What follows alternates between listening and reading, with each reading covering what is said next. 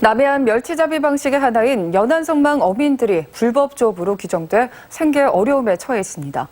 어민들은 개정된 어구어법이 현실에 맞지 않다고 주장하고 있는 가운데 일부 어민은 생계를 위해 조업을 계속하다 전과 50범을 넘겼습니다. 강세영 기자입니다. 여수시 화양면의 한 어촌 마을. 57살 유형상 씨는 유 씨의 할아버지부터 3대째 이곳에서 멸치만을 잡아왔습니다. 그런데 지난 2010년부터 갑자기 자신들이 멸치를 잡던 어구가 불법으로 규정되면서 어려움에 처하게 됐습니다. 어업을 그만두려 해도 지급되는 보상금은 멸치잡이 여선과 장비 가격에도 미치지 못하는 상황. 생존을 위해 단속이 저조한 굳은 날만 골라 조업을 하던 유 씨는 어느새 수산업법을 수십 차례 위반해 수억 원에 달하는 벌금을 낸 전과 55범이 됐습니다. 이 사람들이 있잖아요. 누가 책임집니까? 이 사람들을. 나하고 13년, 14년씩 같이 생활하는 분들이고 가족 같은 사람들이에요. 유 씨와 같은 이유로 20-30번의 전과가 쌓인 전남 지역 연안선망 어민들만 16명. 어민들은 해수부가 유사한 어업 방식을 통합하고 어업 방식마다 표준 어구를 지정하면서 문제가 시작됐다고 지적합니다. 유 씨처럼 연안에서 자루구물을 사용해 멸치를 잡는 방식은 연안선망으로 통합됐는데 자루구물이 없는 경남 지역의 어구가 연안선망의 표준 어구로 지정된 겁니다.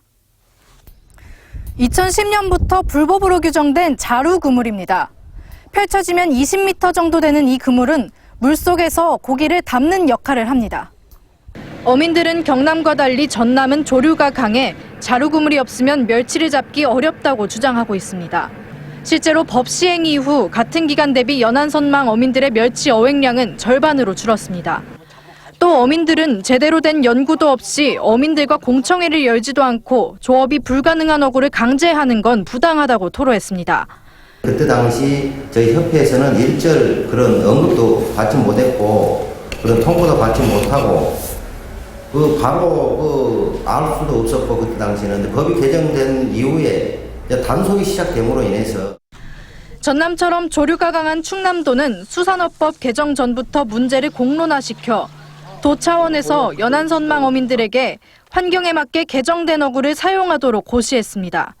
그럼에도 전남도는 어민들의 요구가 상위법 위반일 뿐더러 멸치를 잡는 타 업종이 반대하고 있다는 입장만을 10년째 되풀이하고 있습니다.